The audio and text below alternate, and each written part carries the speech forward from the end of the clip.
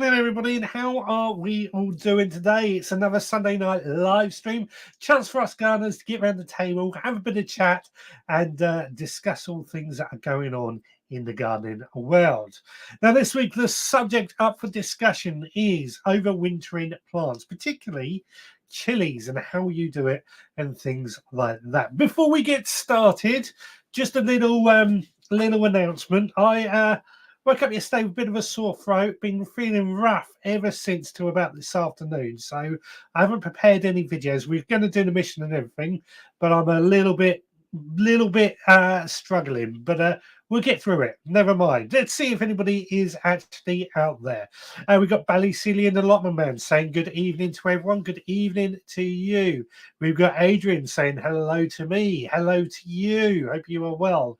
We've got Turbo Stream out there saying good evening, Veg Podcasters, and going on to say freezing fog in Birmingham tonight after a very cold weekend. It certainly has been a chilly weekend. It's nice though to get a bit of a. We had our first frost today, so it's nice to get a bit of a chill, bit of a cold after so long. We have got Kate Spett saying, good evening, Veg Army. Good evening to you. Hargrave Gas is out there. Evening, everyone. Hope you've all had a good week. We're finding it difficult to motivate myself to get out while it's cold and miserable. I think a lot of us have been having that same problem, especially with the rain that we've had as of late. But you know what? We'll make the most of it. We will find the motivation once again. Stuart Jackson, evening, Richard and the Veg Army. Good evening to you. Muddy Boots is out there saying good evening, or evening all. Good evening to you. Anna Jones is out there, of course. Good evening, gardeners. Good evening to you. Scott Ambler, evening all. Good evening to you. We have got Richard Masterson. Good evening, folks. Good evening to you. Lovely to see you. We've got Torry Trafford. Cold here in Oxford. Yeah, how cold is it where you all are? Let us know if you've got any idea of the temperature. Who else have we got? We have got Rebecca Hawkins is out there saying evening, folks. Good evening to you. Chili Kate is there saying good evening from the Chilies. A beautiful day on the allotment yesterday. Not so nice today. We have got Turbo Stream. I'm annoyed with myself. Just tripped on the stairs and tipped a cup of chamomile tea on the carpet. Duh. It happens. It happens. Kate says, oh no, hope you feel better soon. I'll be okay. There's just been a lot of drinking lemon tea with honey. Just and I'm a bit bunged up still, but I'm on the mend. I think it was a bit of a flu, man flu as they called it, yesterday. Just happens, doesn't it? Nicola says, evening all, a little bit of retail shopping, spring bulbs and lights. Fantastic. Looking forward to seeing what you do with those. Bethan says, evening all, good evening to you. And Tony Trafford says, I have allium leaf minder and all my leeks have to be burnt apparently. See, that's what I'll get into that actually. That seems like a good point. Allium leaf minder is something I've never actually had any problems with, but I'm sure somebody out there will share the secrets to how to solve allium leaf miner. Do you need to burn it? I don't think so. It's normally a bug, as I understand it, that it is in the soil. So you're going to try and get it out of the soil and cause it all the problems. Nicholas says, thumbs up done. Indeed, please do give us a thumbs up. And Andrew Norris has joined. Good evening, Richard. Evening, everyone. So let's get into it. As I say, anybody's got any tips on how to solve allium leaf miner for Tony, then let us know in their chat. As I said, it's not a problem I've ever had to deal with. And I'm trying to search my memory banks as we talk to try and remember what I know about it.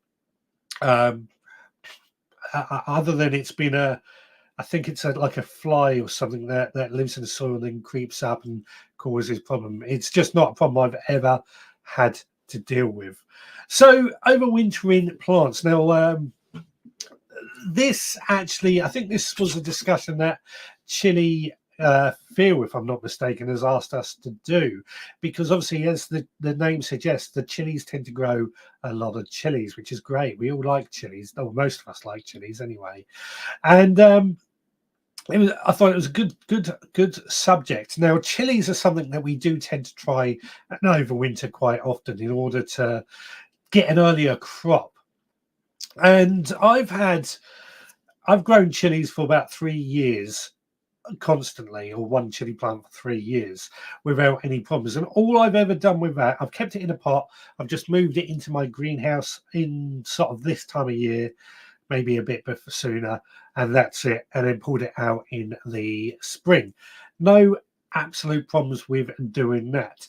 But there are people, and obviously I'm in quite a mild area. Chilies in their natural environment down in South America, wherever it is, are a perennial plant. So they will come back over and over again.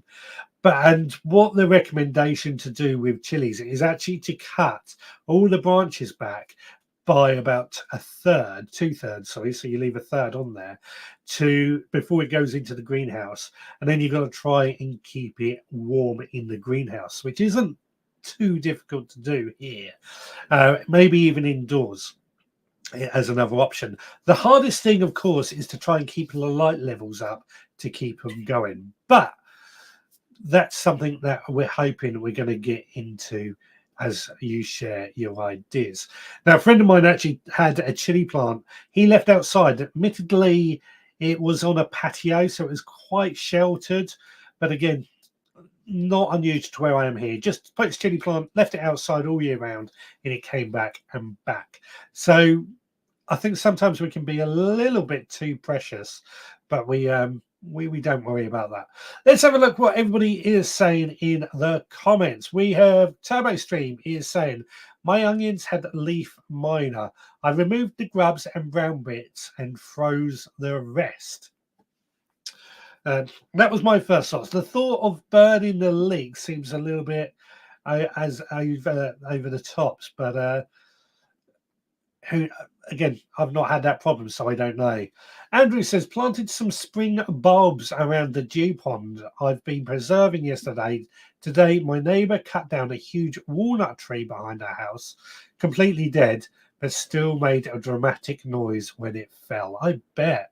I mean, walnut trees are or can be very big trees, although plenty of decent wood on a walnut tree at the same time.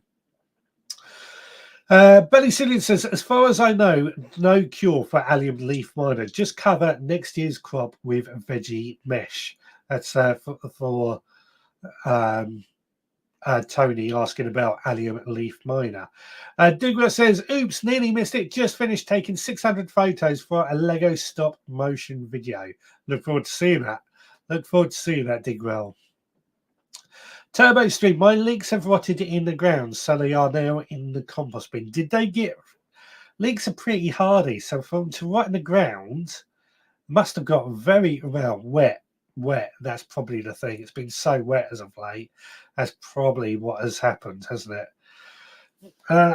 Bethan says, I have allium leaf miner too. This year I tried covering the leeks with netting, but it didn't work. We'll try Enviromesh next year and a different position. Need to look for them in the soil. Yeah, they are a grub in the soil, so you got to try and remove those grubs, or get your chickens to dig over the soil when it's empty, and they might remove the grubs for you as another idea. So I don't know much about allium leaf miner. As I said, I've never had that problem myself. I eat my leeks, just cut out the grubby bits. Talking about the how the allium leaf miner is affected. The grubby bits, just cut them out and eat the leeks. So I did think burning them was a bit overkill, but hey, if it needs to be done, it needs to be done. Turbo Stream says, I will be growing next year's onions alongside the brassicas under Enviromesh. Good idea. Is there a companion plant that will stop allium leaf miner from hitting the plant next year as well? That's a thought. Digwell says it will be on YouTube on December the 9th. I look forward to that. Toby Stream says it's been wet. The wet and a big dollop of wet. It really has. It's been one of the wettest that November certainly that I can think of. I'm hoping December is going to get a bit better, but who knows? Who knows? Nicholas says, I let my chickens clear the soil with pest issues. That's exactly what I do. I mean, I very rarely get pest issues, as you know, but I do let the chickens just clear over the soil because they do tend to dig out all the grubs and things anyway. And they do such a good job of it. It's another reason to have chickens. Andrew says, most of our walnut trees have suffered a similar fate. I'm wondering whether there is some walnut virus or something similar going around. Or are they all of the same age? Something. If they're all different ages, then I would guess there is a virus or something going around. Bethan says, I try the chickens, didn't think of them. Yeah. Isn't it amazing that this is one of the things I love about doing this, is that we can float different ideas on how to solve these things, and it gives other people ideas. I certainly think that the chickens dig around will help remove all the grubs. Moneyboot says, make sure to get an ultra fine insect mesh, as allium leaf miner will get through standard Enviromesh. So you need a really fine insect mesh to try and stop the allium leaf miner. Yeah, there we go. Kate says, I have had one chili plant for going on 3 years. It was in my window being pampered and it wasn't doing well. It got toasted with a heat wave. I put outside and Mother Nature fixed it. Yeah, there you go. Just goes to show that, you know, you can keep these plants going for quite a while if you so want to. I certainly think that, I mean, this is the point of the conversation. Chili plants are one that we do keep quite often for overwintering, and in fact, I often try and sow a few chili plants in August as well to keep them going through the winter too, for that very reason. Just quickly, Tony says, sorry to cause such a fuss over leaf miner. You're not causing a fuss at all. We are happy to try and help on this live stream. It's what we want to do, is try and work collectively to solve all our problems together. And that's kind of how I want this to run. Turbo Stream says, Garden Focused has a section on leaf miner. So if you want to find out more, Garden Focused has a section on it. Bethan says, I have tried companion planting leeks with carrots, as I heard that prevents each other's pests from finding them, but it didn't really work. Excuse me. I think the leeks were okay, but the carrots got grubs. I think carrots and onions or chives are meant to work well for carrot root fly. And leeks, obviously, similar family. So I guess I would probably try nearer some spring onions or something that you're going to harvest more regularly. That might be the trouble with leeks. You don't harvest them as often as you need. Andrew says, with all the means of resisting pests, etc., I wonder whether we have actually lost touch with natural means for dealing with these issues. How did our ancestors cope?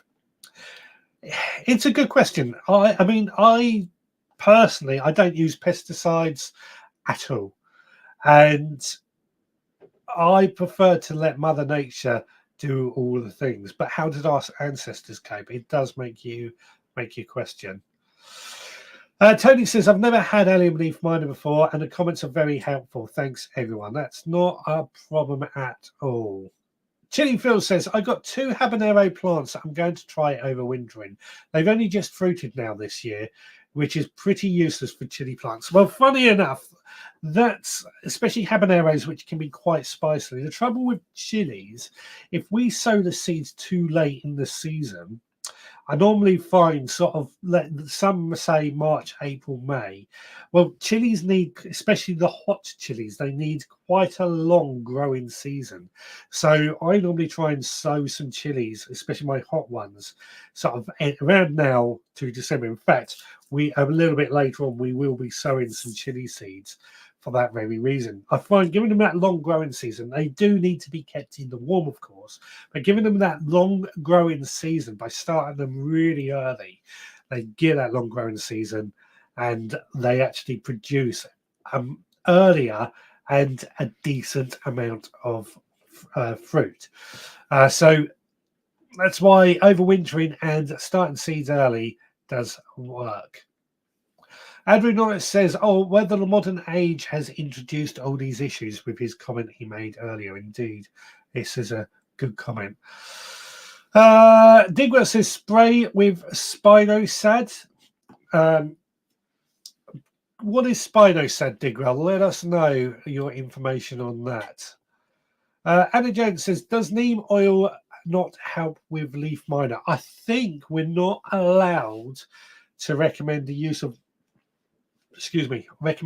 neem oil anymore with pesticides for some reason. Oh well, it's because it's not been properly tested and considered to be safe. So that's why we can't necessarily recommend neem oil. That doesn't mean it doesn't work or other people don't recommend it. We just got to be a little bit careful with it. Ballycillian says, "I grow mint in pots and place the pots amongst my leeks." There we go. This is what I was wondering, if mint or something, some sort of herb, companion planting may help against allium leaf miner.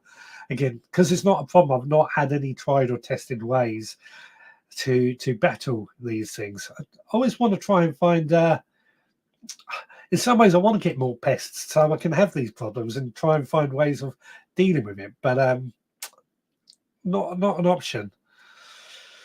Digwell says, "Leaf miner only came into the UK a decade ago." There we go. Didn't know that. Nigel says, "Muddy boots, sorry. Our ancestors used all sorts of nasty chemicals to keep this at bay. Take a look at Sumer garden books, and it makes you sure what they suggest." Yeah, I mean, I think Andrew's talking about hundreds, if not thousands of years ago when he says ancestors. But I know in garden books, they've recommended the use of things like, I'm trying to think, arsenic and things like that to try and deal with things. So, yeah, there's a lot of nasty chemicals that aren't used if you read some of the old garden books. Scott says, "I didn't know you could overwinter chili plants. Do they go dormant? Do you reduce a watering, etc.?" This is a very good question. So I find they don't quite go dormant. They're still alive. They're still breathing, but you do have to reduce the watering. They're not growing as fast as they would do during the summer. Obviously, it's colder. You need to keep them above freezing. That's the key thing. Keeping them above freezing. As I say, the advice is to reduce the branches down to about 1/3 just by pruning them down, and reduce watering, of course, because you don't want the roots rotting.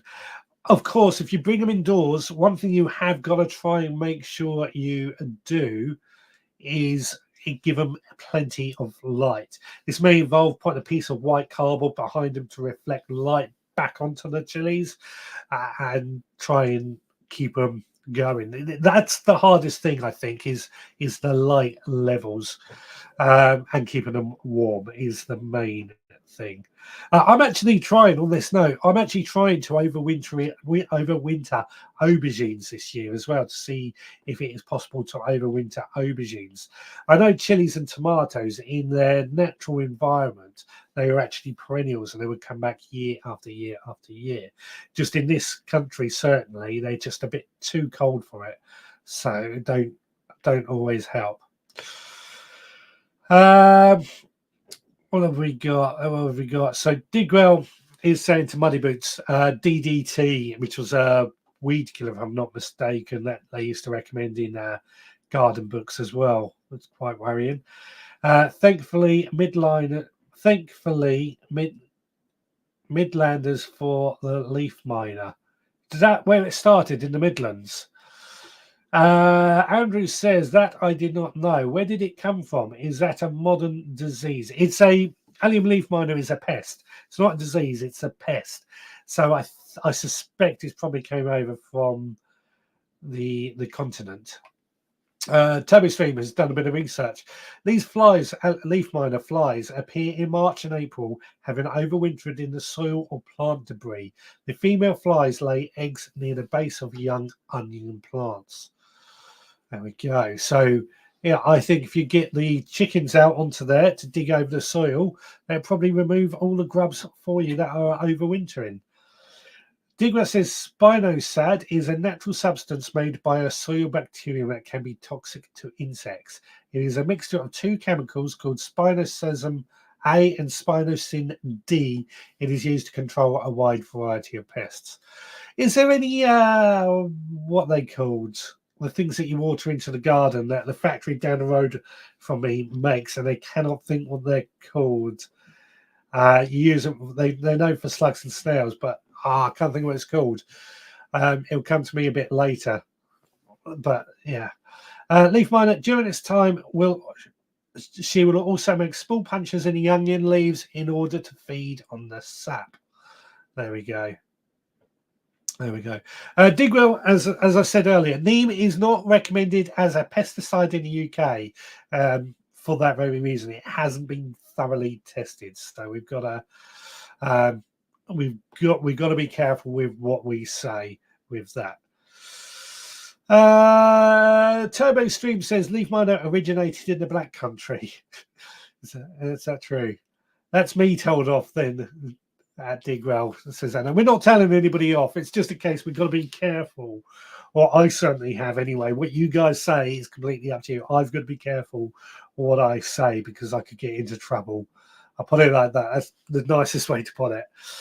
Leaf miner was first identified in Poland in 1858 and it has spread from there ever since. Ah, there we go. There we go. Chili Cake says, I'm 8 weeks into my new job at a watercress and salad grower. I've learned so much already about pests and their control. Can't wait for next year's season to learn more. I've really got to pop down to you and find out more about this because I'm finding it's really interesting what you're learning there. I think that would make a great podcast. Turbo Stream says, that's Birmingham if you are from Dursley. Nematodes, that's the word I was looking for. Nematodes, yes. Is there any nematodes for leaf miner? That might solve it. What else have we got? Chili Kate also says nematodes. Kate Spat says nematodes. Yes, thank you. Thank you. That's the word I was looking for. I hate it when things go out my mind. Andrew says we all need to get some chickens then. Great idea. Chicken or quail is another option. If you haven't got enough space for chickens, then quail. In fact, I mean they don't scratch around the soil as much. Quail. My final quail passed away yesterday as well, so we no longer keep quail here. It's sad, of course, when a bird dies, but we're kind of glad because she was on her own. We decided we're not going to keep quail. But what I've learned from keeping quail, and I've seen a few other people do this, is they grow plants inside the quail run, and the quails act as a hunt down pests and things as well. So fruits, particularly, they'll grow in a fruit cage, add a few quail, and don't get any or get less problems with pests and diseases. Something to think about, isn't it? But as I say, we're no longer keeping quail here. I mean, who knows what happens in the future? I might return, but for now, we're not keeping any more quail. Chickens are mint for my legs next year. Thanks all. Here we go. I love it when we get these questions that seem to help everybody out. Everybody out. Manowit says leek moth has 2 life cycles: early spring and again around July. So, is there any? I know we're going completely off subject here, but is there anything for that second cycle that we can put down to stop them coming up? You know, like we have cabbage collars. Is there anything like that will work? Andrew says, "Did your last quail end up on your plate?" No, I couldn't do it. I couldn't do that. In all honesty, they like my pets. These lovely birds, and I couldn't eat them, which is wrong. I know. Nicholas says, I love my bantam. Yeah, bantam's another option if you haven't got if you enough room for full size chickens. Right, let's come back to this chili conversation in a second. But first of all, you set me last week the mission, and let me switch cameras to show that I can actually put Brussels sprouts on a pizza. It doesn't look very good like that, but what I have done here, normally I think I said last week that I make a festive pizza with our leftovers from Christmas Day, and Brussels sprouts go great on a pizza. I said so. Normally, I would make the pizza base with a bit of chopped sage added to it. I would then a red currant sauce. I would then add bits of turkey, pigs in blankets, and Brussels sprouts, and then top off with brie. So that's what I would normally do. Obviously, I'm not going to cook a whole roast turkey for this week. Instead, I've just used some turkey sausage, some Brussels sprouts from the garden, and some brie and red currant sauce. So I'm going to give this a try, and I'll let you know how it tastes. Lovely, absolutely delicious. I've been having that smell under my nose the whole time I've been talking to you. And the Brussels sprouts on that really do just add a nice little sprouty flavour, really do make it quite nice. And what I did is I pre-cooked the sausage, I pre-cooked the Brussels sprouts, and then I just added the red currant sauce, and then all the toppings on top, and topped off with some brie. Cooked in the oven for about 10 minutes. Absolutely delicious.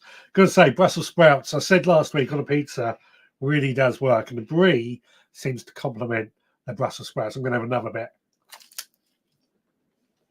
bit. Lovely.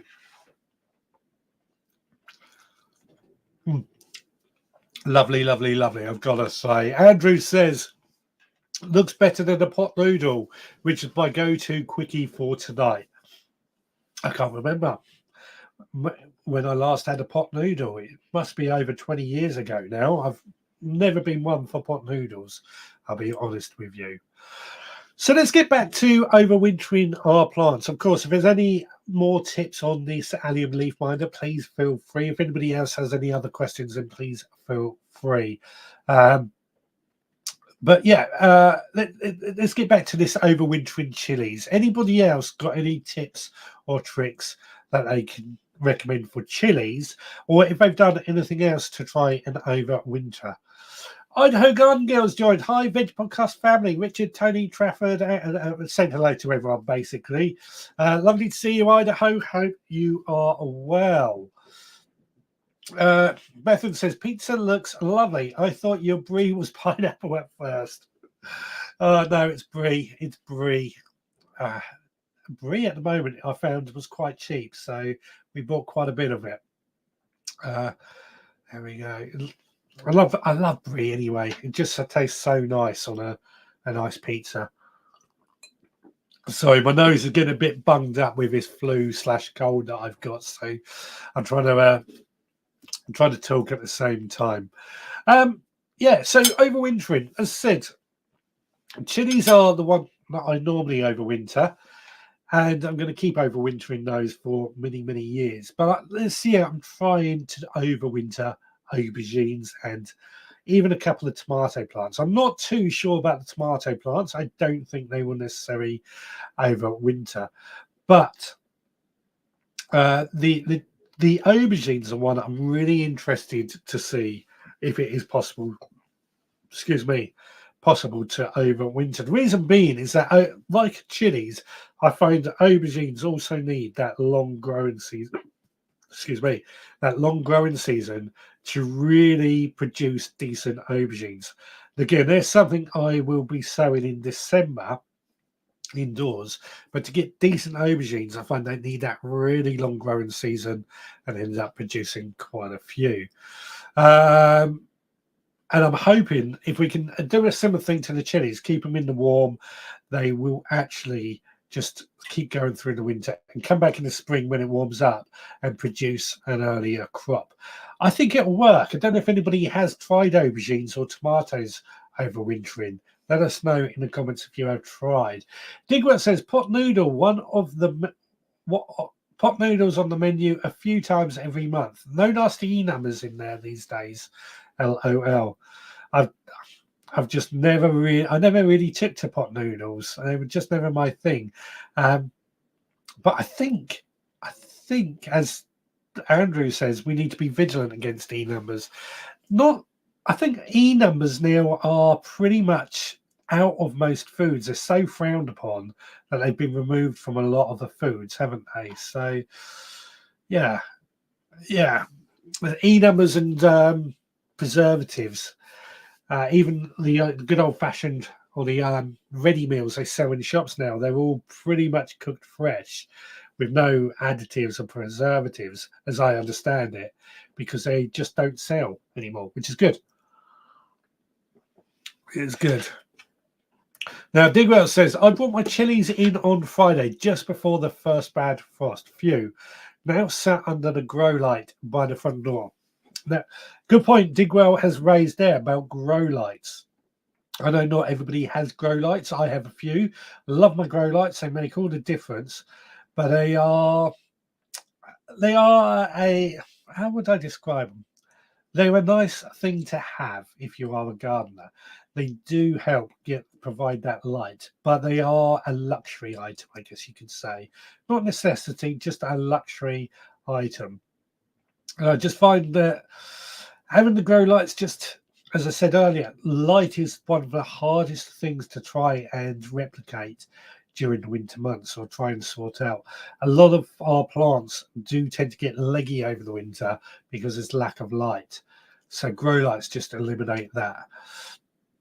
Ballycillian stairs might be just me, but the overwintered chilies don't seem to crop as well as the freshly sown ones. No, you are actually, Ballycillian, you are quite right with that. They don't crop as well as the ones that have sown in that first year. So you are right there. Depending on when you have, well, that's my experience as well. Depending on when you've sown the seeds, as I said, chilies do need that really long growing period, and if they haven't got it, then they won't produce that many chilies, and they won't produce them early enough to get decent amounts. So, yeah, you are right there. I agree with you. They don't crop as well, but they do crop. Ian says, hi all, he's joined. Good evening to you, buddy. Hope you are well. Actually, Ian, while I remember, I saw you posted a picture of your field the other day, and I was thinking to myself, that would make a great orchard. So for you to think about trying in your lovely field there. Andrew says, to be honest, I don't think most people read the ingredients and check for nasties. We are all fortunate that we have green markets in every part of Zagreb. Fresh is best. Fresh is certainly best. Fresh is always best. That's why we grow our own. That's why we grow our own, isn't it? To be fresh. Toby Stream says, are chilies biannual? No, they are not biannual. In their native environment in in Chile, where they originate from, they are perennial. They come back year after year. Biannual means that they would flower in their second year and produce fruit. So they are not biannual. They are technically a perennial in their native environment, but here they're more an annual plant unless they are looked after. Moneyboot says, just like Bally, I prefer to grow fresh plants each year. Good enough. Good enough. I mean, as I said, it's, as you know with this show, it's not about it's about finding what everybody does. So you would prefer to grow fresh each year. Good for you. I always try and grow fresh as well. So yeah, good stuff. Good stuff. Chili Kate says E numbers are safe. The E bit means they have been assessed by the EU for safety, and safe limits are where needed. Yeah, I mean, the whole E number thing is a bit of a farce because I think salt has an E number, and other things that are perfectly natural have an E numbers as well. They're more, my understanding, and I'm going back to my school days, E numbers are like a thing that is added to food, and it could be a flavor enhancer. It could be, I say, I'm sure salt has an E number. So E numbers are not necessarily bad, but they have different things. On that note, Digwell says monosodium glutamate is now considered to be a good E and not a bad E number E621. It had bad press because of flawed results from trials in the USA, and it took 60 years to recover. As I said, E numbers are not necessarily a bad thing. They're just a way of identifying what it is. My understanding is salt has a E number. We all pretty much had salt. Turbo Extreme says, I was interested in Idaho Garden Girl's recent vid that her Swiss chard comes back each year. They are a biannual in the UK. Again, Swiss chard I've had grown for several years running, so it does come back each year as well. It usually creates like a root in the ground that just seems to grow back each year. That's why it's sometimes known as perpetual spinach. Whether it really is a spinach, open for debate. Scott says, could you take cuttings from chili plants in the summer and overwinter them? I don't see why not. I've never done that myself. But I can see that would work. You just got to try and get it right timing so you don't lose out on any of your chilies from producing. That would be my only consideration. My nose. But yeah, I don't see why that would work. The chard plants survive the cold. Indeed they do. Indeed they do. As said, I had mine growing here for 3 years running. It did start to lose it after about into the third year. It wasn't as productive. So I got rid of it. But the roots in the ground, it becomes like almost like a tuber in the ground, doesn't it? That really does do quite well. But yeah, I'm jabbering a bit there, aren't I? Turbo Stream says, I think E-numbers may be safe. Some of the additives, however, are not that good for the gut microbiome. So E-numbers are interesting in that sense. I don't think we'll get into this conversation, to be honest, but E-numbers are something that they've got a bad reputation, but they're not necessarily a bad thing. It's what that E number relates to. It could be salt. It could be, I think pepper even has an E number, all of which we use. Again, do your own research on that. Correct me if I am wrong. It's going to have another bit of pizza because it's getting cold and it's underneath my nose. Which with a blocked up nose is quite amazing. I can smell it. Now, we actually, this morning, I woke up to our first frost. And I know we've spoken about frosts a bit today. So if you've got chili plants, and I throw pepper plants as well, sweet peppers in with that they needed to be in before this. You still might get away with it. If you haven't got your chili plants undercover into somewhere warm yet, you might get away with it, but they might not survive now. So if you haven't done it yet, you've got nothing to lose by giving it a try. In fact, I'm wondering if in the veggie pod they would do okay as well, because the veggie pod seems to hold on to heat quite well. I reckon they'll do okay in the veggie pod too. Stuart says, some experts say E numbers are bad and some say they are good. It was well above my head, LOL. Right, so my understanding, as I say, this is not a subject I'm clued up on, but E numbers relate to a specific type of additive that you add to recipes. So saying that some E numbers are bad, some E numbers are unnatural preservatives that can be bad. Some are good. It's that thing that they all get lumbered in with being the bad because they're an E number, is my understanding.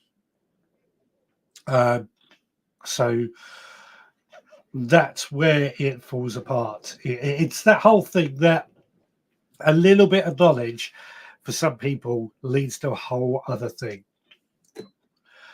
Money Boots says we had -1 degree C in Wolverhampton last night, but only forecast 4 degrees C tonight. I think it's a little bit cloudier tonight, so it should be a little bit warmer.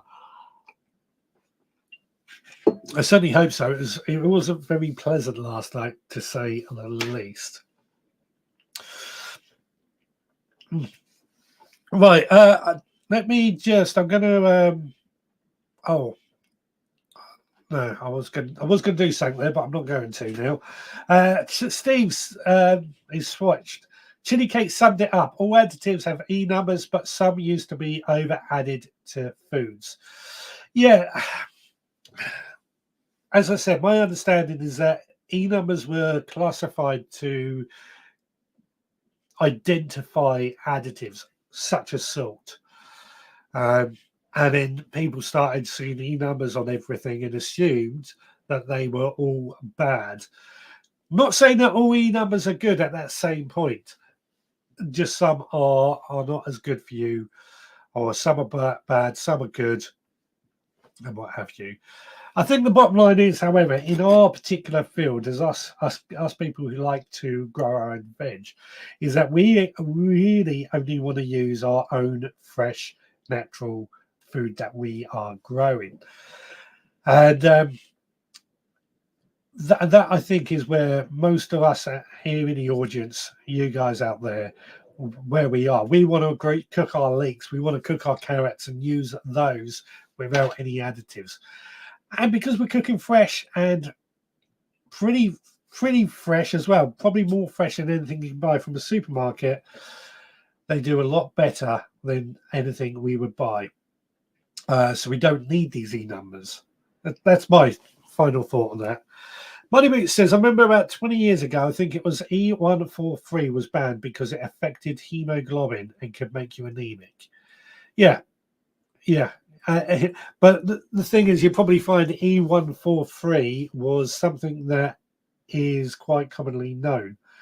I don't know what E143. Shall we get on to preserving veg now, please? yeah. Let's get into it, because it's going down a route that I know what I want to say. I just can't quite put it out. Andrew says, I agree with Richard. If we can avoid any additives, the better. Indeed. Well, vinegar's technically an additive at that point as well. Turbo Stream, I think we try to limit ultra-processed foods, then we will do okay. Shudder to think of the food we ate in the 70s. Yeah. Ultra-processed foods. This is why I say us grow your owners, we don't tend to eat ultra-processed foods. Or if we do, it's because it's a treat. We tend to like our own home and grown food. Talking of which, I was hoping this weekend to actually get all my carrots out of the ground and into a bucket of sand in the shed, so that they were going to be or not frozen in the ground. Didn't get around to it because of this bloody flu. And that would have been what I was talking about on Monday. Luckily, I've spent this weekend actually sorting out my seeds and coming up with a seed sowing plan for 2023. It's going to be a lot of. I'm going to be going pretty mad on the seed sowing next year. I mean, I do every year, but I want to be organized and actually have a plan. The trouble is, I think, with having a plan sometimes is you can't. If you have to stick to the plan, you can't react to the weather. I mean, I tend to sow everything from seed, and because it's indoors, it's easier to deal with. But if we have a late frost in the spring, anything that we pot out could die. So sometimes having a plan for the entire year could be a bit of a problem. But that's something I've been working out this weekend. Does anybody else work out the seeds that they're going to be sowing over the next year in a plan?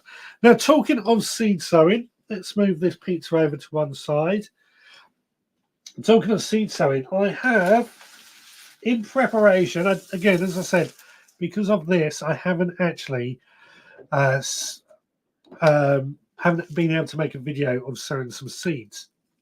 But we did say we were going to do a sow along this week, and it was going to be chili seeds, which tallies up with what we were saying on this discussion. So I've got one of these old plastic plug plant that I filled up with a seed sowing compost. And this will actually go. I've actually did this a couple of days ago, so that it was warmed up. If the compost is outside, it'll be cold, and when we put the seeds into it, it could shock the seeds and cause problems. So I've warmed this compost up already, and I'm just going to take my pencil, dib a hole, and then drop a single seed into it, and then move on to that.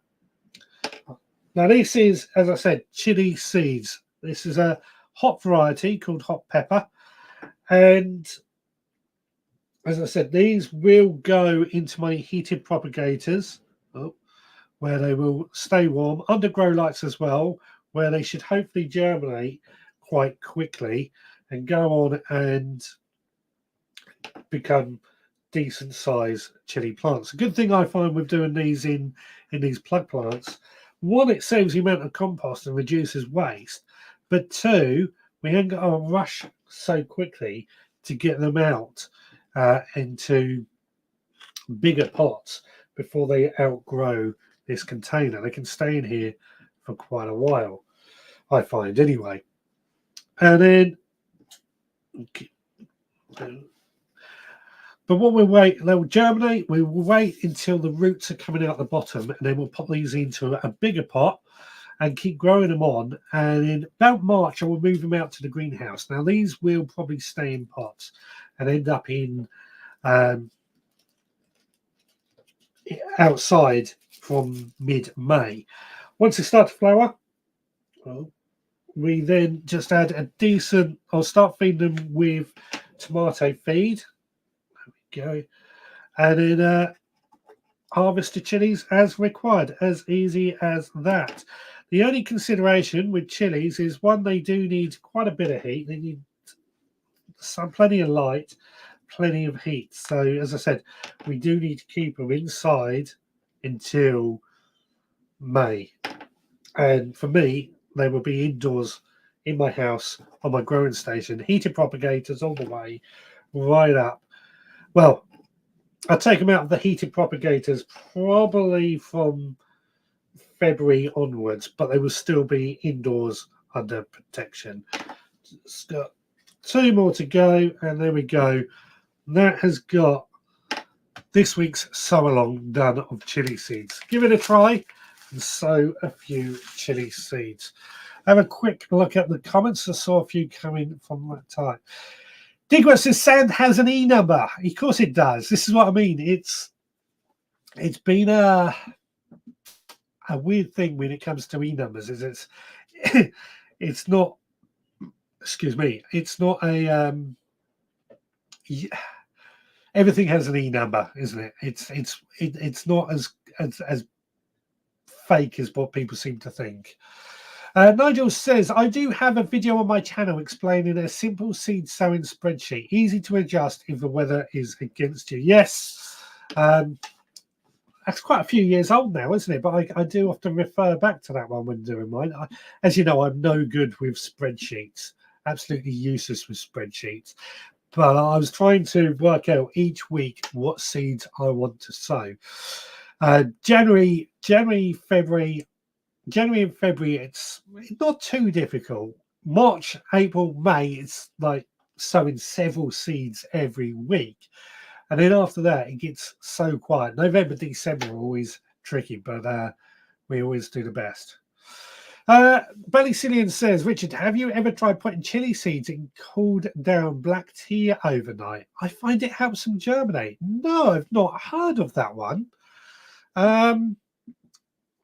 I will have to try that out and see if it makes any difference. I'm going to be sowing quite a few chili seeds this year, actually, to be honest with you, because I sorted out all my chili seeds. And I mean, I've just realised I haven't put the label on. We've just done 19 of those red cherry seeds. So that should see us out for quite a while. But I've not tried with black tea. I will have to try that and see if it makes any difference. By the way, last week we sowed the lettuce seeds in that in this thing, didn't we? The Agriland plug plant trainer. And I put that indoors, and they've all germinated. They're looking a little bit leggy, but that's a because I put them in the wrong position and forgot about them.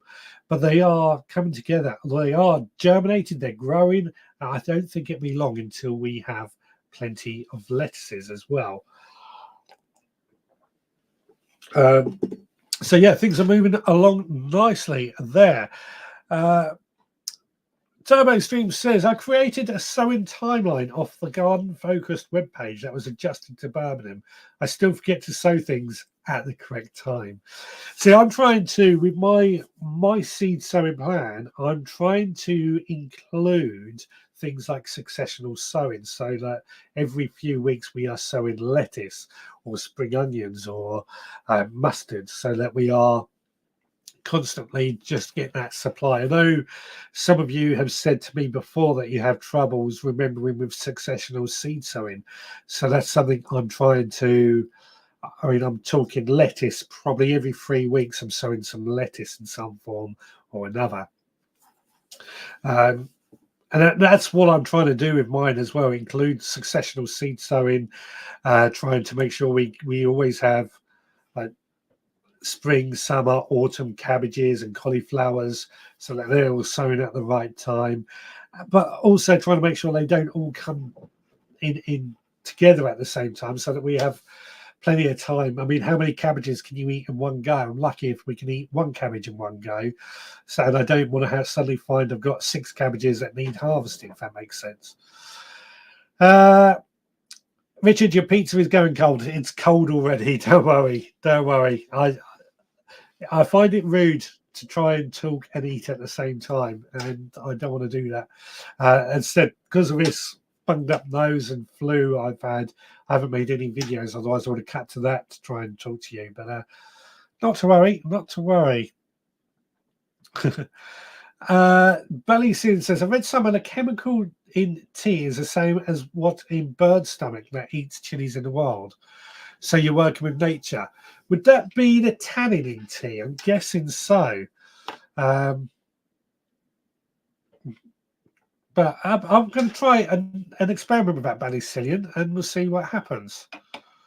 Digwell says, poor pizza, all neglected in the corner. All right, I get the point. You want me to eat more of this pizza.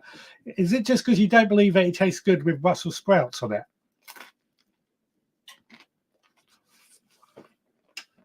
Oh, God.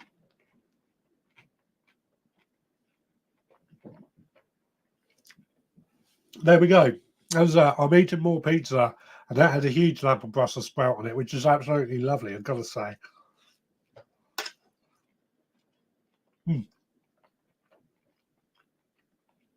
We need a masterclass for sowing lettuce. I struggle with lettuce and radish for that matter. Okay, Turbo Stream, I see what you're saying there. We will try and do that in the future. A masterclass for lettuce and radish. In fact, radish is another one for successional sowing.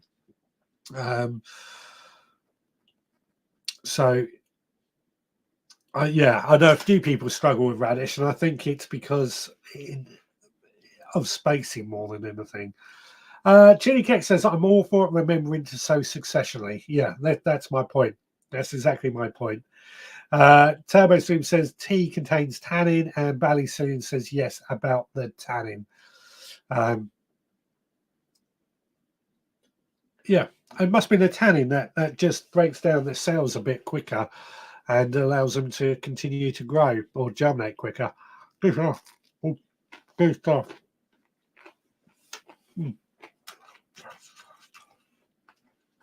And then Turbo Stream saying cold pizza is usually eaten in the morning after. Hick. I feel bad just stuffing my face while trying to talk to you. That's all. That's all. Right. Shall we have a look? If I can, what was I going to do? Share screen.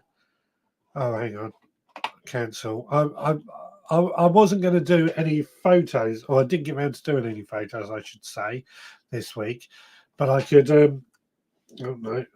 I could have a quick look in the group and see what's going on in our Facebook group.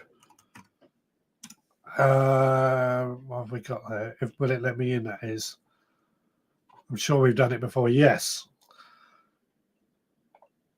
So what I'll do, if I share the screen, we can have a quick look in the Facebook group and see what everybody is doing.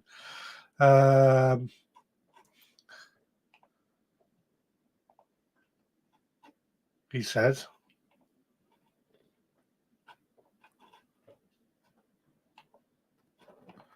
He says it doesn't seem to be working.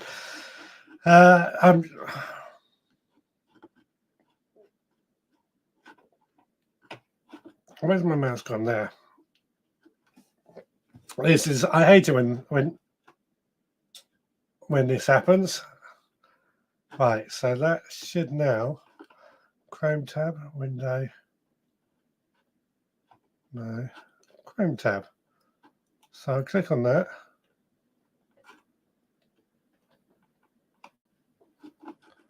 Why did it let me share? It's not letting me share. Yeah, okay. Oh, I wonder if it's... Oh, I don't know. It's not letting me share the screen. I was going to go through the Facebook group and show you. Anyway, right. We'll come back to that in a minute. Stuart Jackson says, Brussels sprouts work well with bacon, so I'll try it in a pizza, maybe. LOL. Honestly, it does work on a pizza. Brussels sprouts really does work on a pizza. I find the best when pre-cooked, of course, leftovers, and in sliced bacon works, you know, or lardons, pancetta as well. Goes well with Brussels sprouts. Nicholas says microgreen planting is good through winter months as seeds to sow. Yes, yeah. I mean, I do a lot of microgreens, as you know, cress and what have you. But I mean, they're not going to fill us up. They're not going to create entire meals, of course. But they're just nice to add a bit of garnish, a bit of something special, isn't it? To our dishes.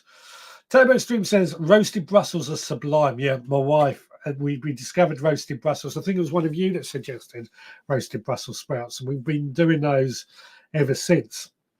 And they are really nice. Hands up, how many of you actually like Brussels sprouts out there? And hands down, who doesn't like Brussels sprouts? As a bit of a question. I know that's something I personally always like Brussels sprouts, but not everybody does.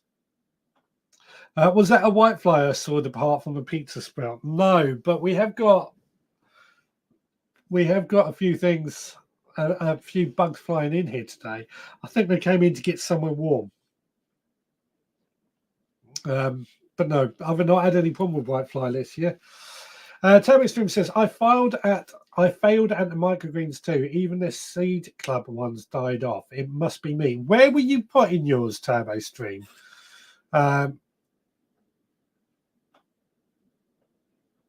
Where were you putting yours? Degrell says, what's worse than finding a maggot in your sprout, finding half a maggot in your sprout? What happened to the other half? Absolutely. So Idahoans put the thumbs up. Nicola says, love sprouts. Anna Jones has put thumbs down for sprouts. A thumbs up for Brussels sprouts from Stuart. A hands up for Kate Sprout for Brussels sprouts. Nicola, thumbs up. Nigel, I could eat a plate of sprouts on their own. Yeah. Yes to Brussels sprouts from Bethan. Rebecca says yuck. Chili Cat says hands up for Phil, down for me, but I was brought up to always eat 3 and still do as an adult. So I always find this interesting when anybody says they don't like Brussels sprouts. To me, they just taste like young or small cabbages. And most people I know like cabbage, but yet don't like Brussels sprouts. I've got a few friends who call themselves foodies but don't like Brussels sprouts. Ballycillian says Brussels sprouts and chopped bacon. Yeah, the two go together so well, don't they? Scott says Brussels sprouts are my absolute favourite veg. I love them, and they are one of those vegetables that still remain seasonal in the supermarket. That's true, isn't it? That's very true. You don't see them or out of season. Very good point. Toby Stream says, I was growing them in big sale trays with bad compost. Perhaps it was too damp. Where were they and how hot? Were they in your porch is what I'm getting at. Did they get too hot, perhaps? Although it could be too damp as well. Hargrave Gas loves sprouts. Digwell thumbs up for sprouts. Scott says Brussels tops are even better. That's where you literally take the top of the plant, the sort of big bulbous thing on the top of the plant, and use those. Yes, I know a few people do that. Nicholas says, I'm looking forward to using for the first time my grow lights, also a hinted windowsill propagator. You will get so much more success from growing them with your grow lights and propagators. That's why. Everything is better with bacon, says Kate. Absolutely right. Everything is better with bacon. See, I don't know if anybody out there is a vegetarian or vegan, but every vegetarian or vegan I know has always said the one thing that they do miss is bacon. That smell of bacon as well is enough to get them sort of thinking. There's something about it, isn't it? It's just something about it. Chili Cake says, I'm a bitter super taster, so I find anything bitter very strong and unpleasant. No coffee for me. Interesting. I've got to admit, I love my bitter foods. So interesting, very interesting. What else have we got? Turbo Swim says, some varieties of Brussels sprouts are quite bitter. Evesham Special seems to be less bitter. Yeah, again, I don't. Is it the bitterness that people don't like the taste of? Is that what it is? The bitterness?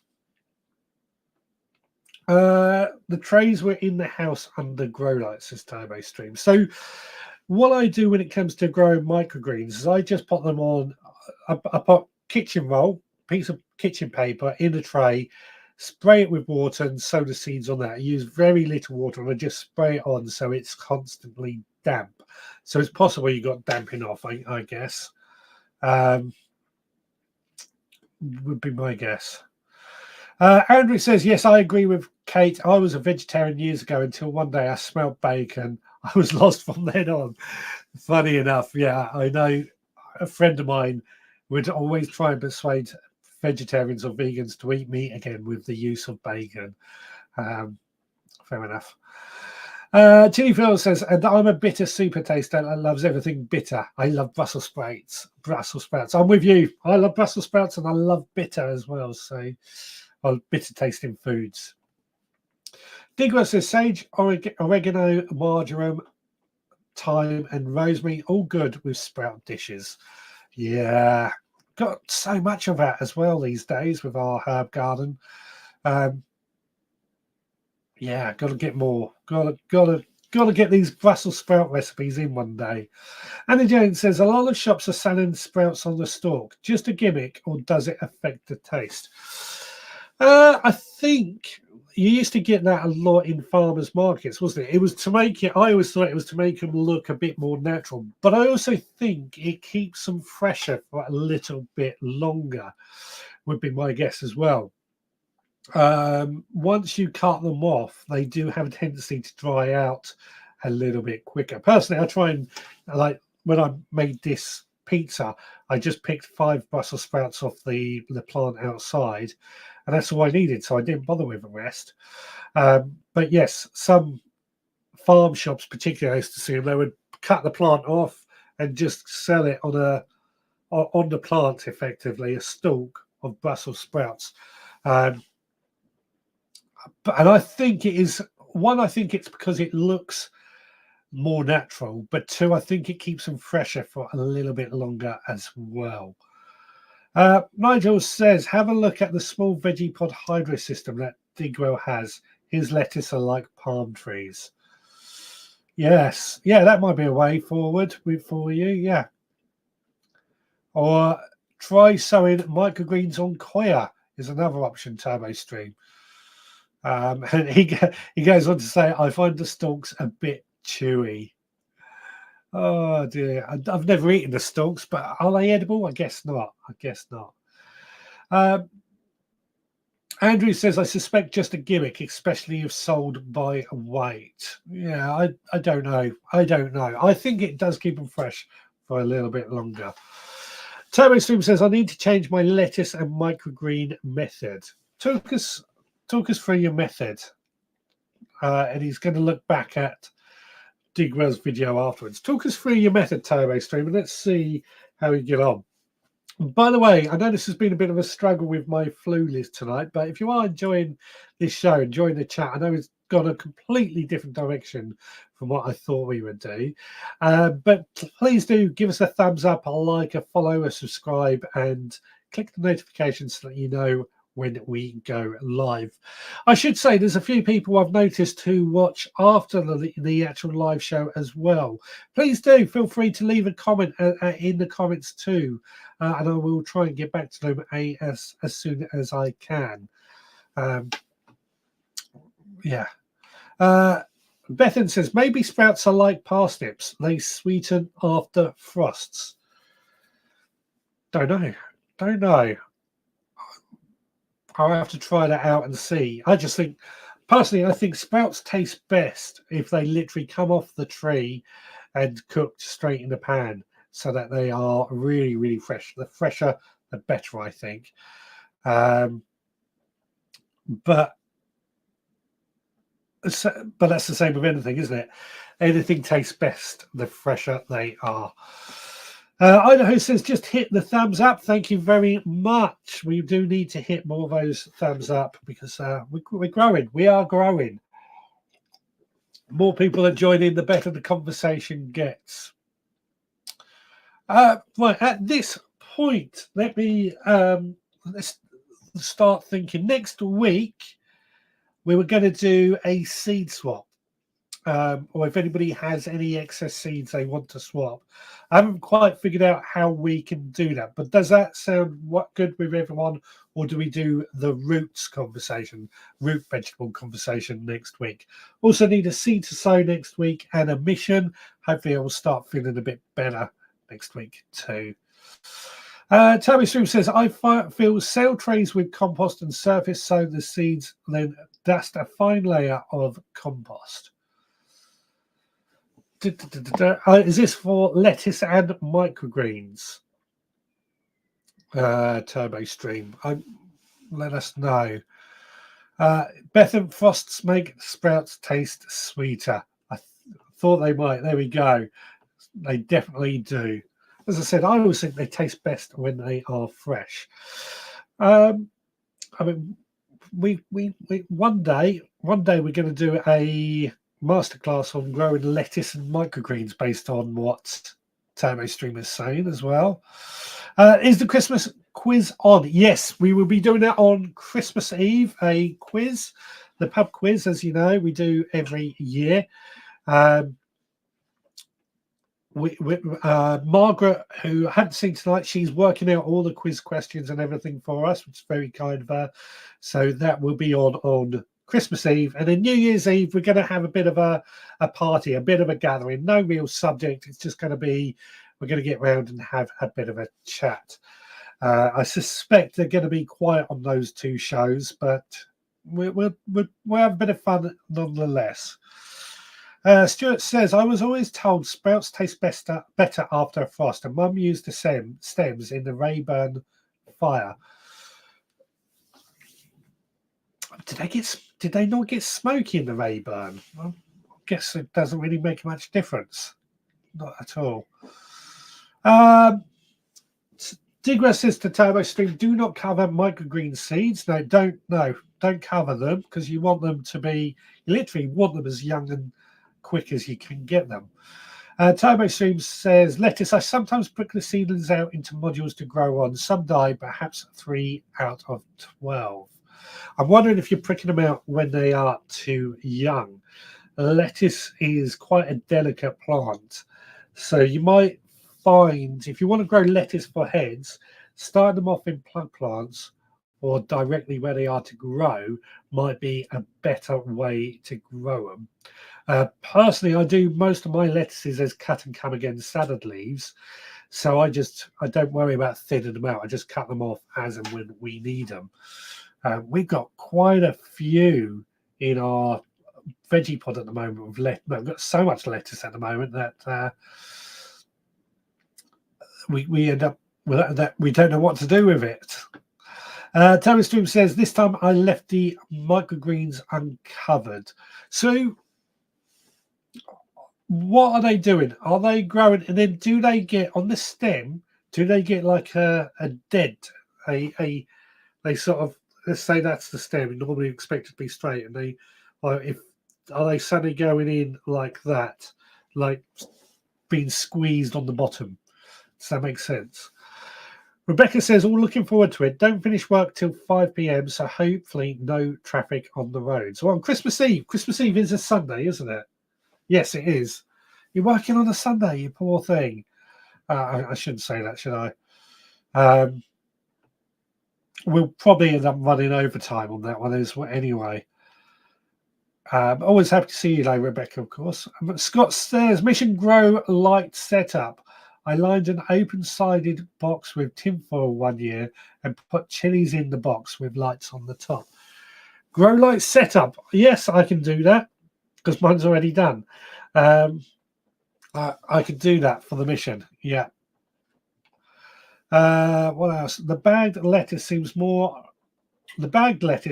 more robust varieties than a loose leaf, which seems very fragile. So loose leaf can be very fragile, yes, which is why we use it more for cut and come again salads and leaves. The headed lettuce is much more robust, much more stronger, and can tolerate being replanted a bit more. As a general rule, I find lettuce doesn't really like having its roots disturbed too much. As a general rule, you can get away with it, but I think that's where you're going wrong. So what I would do if I were you with your lettuce, get some trugs, the plastic growing trugs, and sow your lettuce in that, and that'll go fine in your porch as well. I know this is a very one-sided conversation talking directly to TurboStream, but we want to all get together. And hopefully some of you guys who are also having trouble with lettuce might have an idea as well. But I think you said an idea, suggested a masterclass. That's something we might do, and get anybody else who wants to add their own input and send videos in, of course, on a masterclass for lettuce and microgreens. Please go ahead when we do it. So I'm just writing down Mission Grow Light. So all I need next is a seed to sow next week. And are you okay with the seed swap next week? I'm thinking that's what we're going to do, because somebody said they've got loads of seeds that they don't need. It's going to be difficult to try and work out how we can get all the seeds to everybody. It may be a case that you have to email me and I'll pass your emails on to other people in order to do that. I think it's going to be the only way. Oh, God. Throat's starting to get sore again, so we've got about 15 minutes to go. As a final note, anybody got any more questions or anything they want to ask or add to overwintering plants, particularly chilies or anything like that? I think it was it Chili Phil who suggested this conversation this week. Anybody got any thoughts to add to that? Must be something. Nothing. TurboStream says, perhaps I should sow one per cell. I sowed some winter density that have yet to show. I have a few winter density that have survived in separate cells. When you say cell, are you talking like my plug plant trainers that you saw me do with the chili seeds earlier? Is that what you mean by cells, or are you talking something different? I would probably do 2 seeds per cell and then just prick out the weakest one. Now this is more if you are trying to grow ahead of lettuce. And then this is a great thing why I've moved on to the plug plants, is that they are, especially, I've yet to really test the plug plant trainers. They are so much easier to move on and reduce the amount of waste. We just get lots of roots in the bottom, and then we can move them on and into different areas to to grow on. Stuart says, I would just want to say thank you for all the tips tonight. I am now chili ready for the winter. Are you going to sow some chili seeds tonight? Are you going to overwinter your chili seeds, Stuart? Let us know. Same for anybody else. Anybody else going to sow any chili seeds or overwinter their chili plants or any other plants on the back of tonight's show? I'm certainly going to be sowing lots and lots of chili plants this year. I've reduced my seed collection down quite a lot. Basically, I filled half a bin liner up with old seeds. I know old seeds are probably still good to sow, but I just find that I end up with too many seeds and I wanted to reduce them down. So I decided anything that was out of date just went in the bin. And I ended up with half a bin liners full of old seeds, which means I got more space in my fridge to really store all my other seeds, as well as it makes it easier when I want to go through them and sort them out. Andrew says, I tend to follow Anne Titchmarsh's advice. 4 seeds, 1 for the rook, 1 for the crow, 1 to die, and 1 to grow. I think it does depend on what the seed is, but yeah, it's good advice. 1 for the rook, 1 for the crow, 1 for the die, and 1 to grow. Yeah. Time Stream says, I bought some 12 cell trays and sowed 1 per cell. Perhaps I need some more perlite in the compost. Perlite does helps with drainage, certainly. But I can't figure out what's going wrong. Can't figure out what's going wrong with yours. I was wondering about damping off disease while we were having this conversation. I tell you what would be good, see some photos, Turbo. We'll see how it goes. Idaho says, I will say I was having trouble with lettuce seeds. They weren't germinating. I bought fresh seed and the problem seems to be sold. Could be. Fresh seed always, I always think fresh seed is much better in some ways, but then I know Turbo Stream is sowing fresh seeds. Scott says, I will be sowing chilies and overwintering next year. Fantastic. And Turbo Stream says, I bought some... I've read that one. Rebecca says, yes, I'm sowing chili seeds and my Malmouth onions this week. Fantastic. I've got to prick out some onions this week as well. I've got to remind myself to do that. Stuart says, I will be trying both, overwinter my plants and sow some seeds. Hopefully they will both be with me in the spring. Let us know. Let us know. Idaho says, not overwintering chilies. I still have 2 chili plants growing and producing in my aero garden. Same with aubergine. I'd be interested to know if they do actually survive in the aero garden over winter, if you can spare the space. Look, it should be fun. Chili Field says, after tonight, I think we will sow some chilies early and see how they compare with some later sow ones. Hopefully I have time to overwinter the chilies this week and pop them in the conservatory. Yeah, conservatory is good for that as well. Perfect environment, providing you get plenty of light, of course. Digwell says, looking forward to seeing the chili plants next year. Richard, I am a January sowing guy, so we can compare. Absolutely. Absolutely. Always good to do that. Richard, scatter old seeds in grass verges. If anything germinates and wildlife enjoy it, better than just throwing them away. That's not a bad idea, actually. Bit of guerrilla gardening. I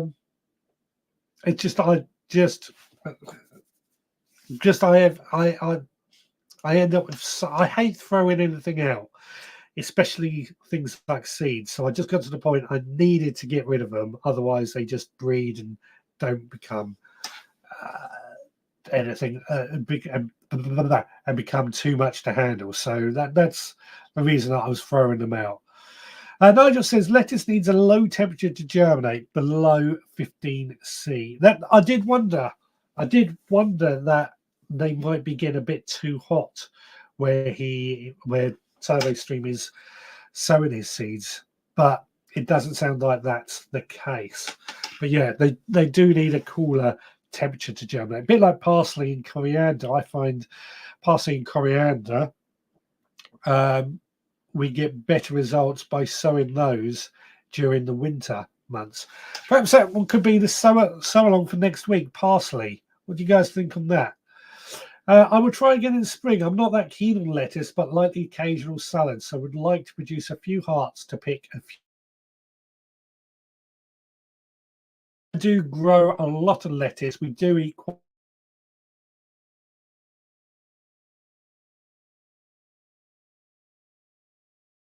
now.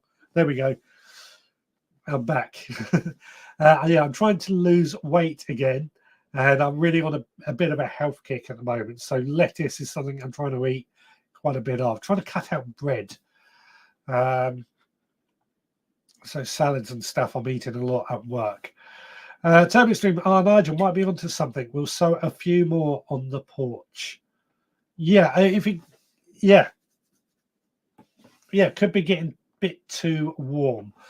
Andy Jones says yes to parsley. So parsley, we'll make a note of that. And we'll do the seed swap, as I said. If anybody's got any old seeds they want to swap, then please do get them ready for next week and see if anybody wants them.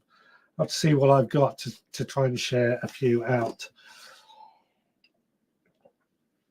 Right, we have got 8 minutes to go for the end of this. Parsley sounds good, says Idaho as well. So we're definitely going to say parsley next week.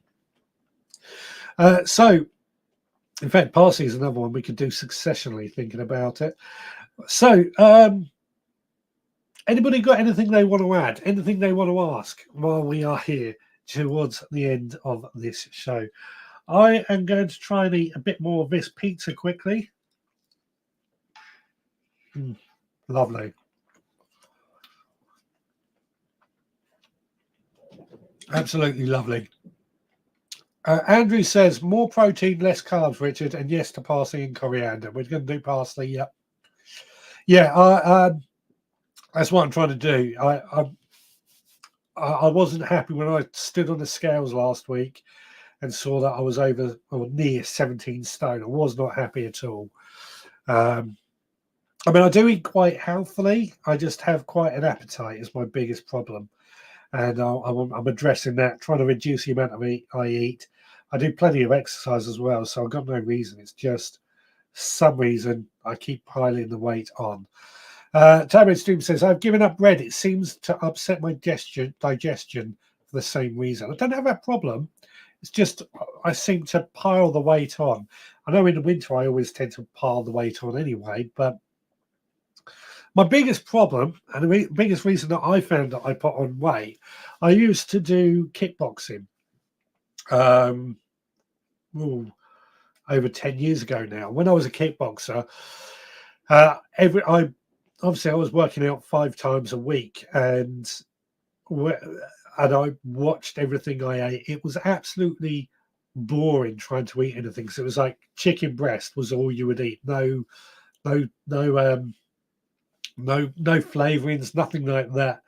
When I gave up kickboxing, or retired from kickboxing, I should say, I then started eating the amount of exercise. That's where it went too wrong for me. TurboStream says yes to parsley too. Nigel asks TurboStream, are you celiac with regards to the bread daddies? A few people are coming across that, aren't they? It's interesting.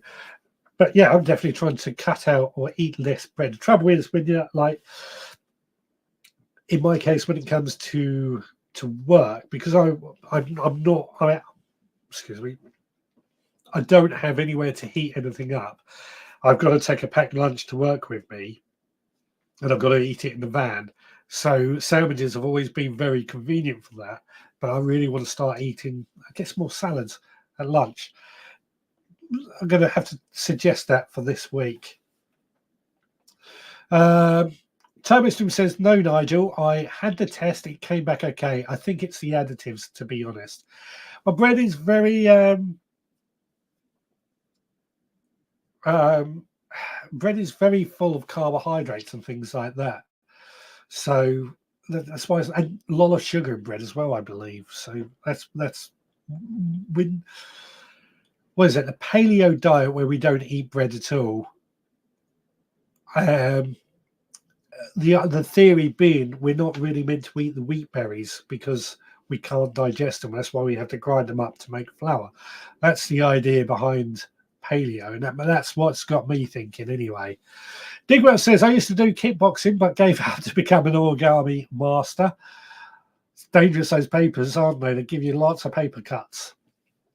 Hargrave Guest says, right, I've decided I will try and overwinter one of my habanero plants as they seem to need a longer season. Normal sweet peppers until just slow in my agralians. Yeah, exactly. Let us know how you get on with it, Hargrave. I'd love to see it on that. So that'd be cool. That'd be absolutely fantastic. Stuart says, if you want to eat less bread, try wraps of rice cakes. I also eat too much bread. Yeah, it's just the convenience when I'm at work. That's it. Rebecca says, I have colitis and paleo diet suits me well. Yeah, there's a lot to be said for paleo, isn't there? If anybody knows or anything about the paleo diet, there's a lot that is to be said about it. And my understanding with the paleo is basically you can only eat stuff that you could effectively pick up and eat, or that caveman would eat, I think is the way it would describe. Modern bread is full of all sorts just to enhance shelf life. Yeah, that's probably true. Probably true. Richard, can you get a small camping stove and warm something up in your van? I used to do that actually. I used to carry some of my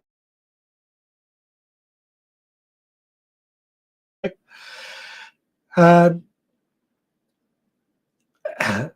I used to do that. It's just when I'm in a rush, which I quite often am, I can't.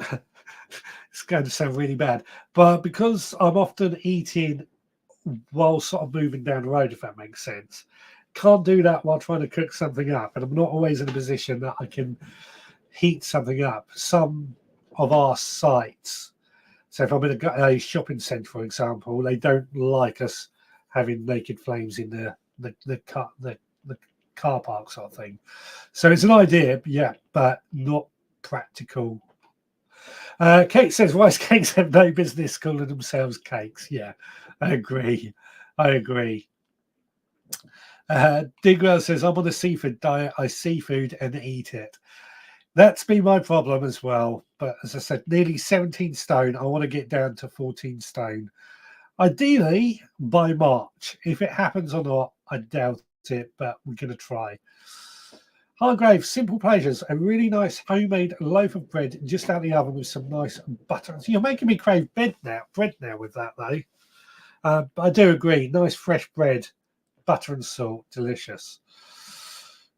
Turbo Stream says green. It needs Digwell's chicken and mushroom pies. Can't eat mushrooms. Can't eat mushrooms at all. Idaho says lots of people over here are saying they are gluten intolerant, so they eliminate grains that have a lot of gluten. Again, that tallies up with the paleo diet because it's with my understanding we're not necessarily able to digest gluten as well as birds can, for example. Why don't you just get a thermal flask? Soups stay hot all day in them. I did do that as well in the past. I did do that. Again, it's the convenience factor of sandwiches, but yeah, when it gets cold, I probably will take some more soups. It's just anybody that knows me will tell you in the morning I'm absolutely useless, so I would have to get up early and warm it up and go with that. Digwell says lower the impact with whole grain breads. Always eat whole grain anyway. Always have, and it's preferred. Toastring sourdough is the better choice if you can afford it, or if you can make your own. It's pretty easy to make, from what I understand, sourdough. Anyway, it is just gone 7:30. It's time to close up and get out of here. Thank you so much, everybody, for sticking with me tonight. I know it's been I've certainly found it a struggle with this cold try and keep going, but we've got there. Don't forget to give us a like, a thumbs up, a follow, and a subscribe on your way out as well. We will be back again next Sunday at 6. So if you've got any seeds that you want to swap, get them ready, and we'll get into that next week. We're also going to be sowing parsley, and I'm going to show you my grow light setup. Right, guys, until then, please take care. And I'll speak to you again next time. Well, take care. Bye.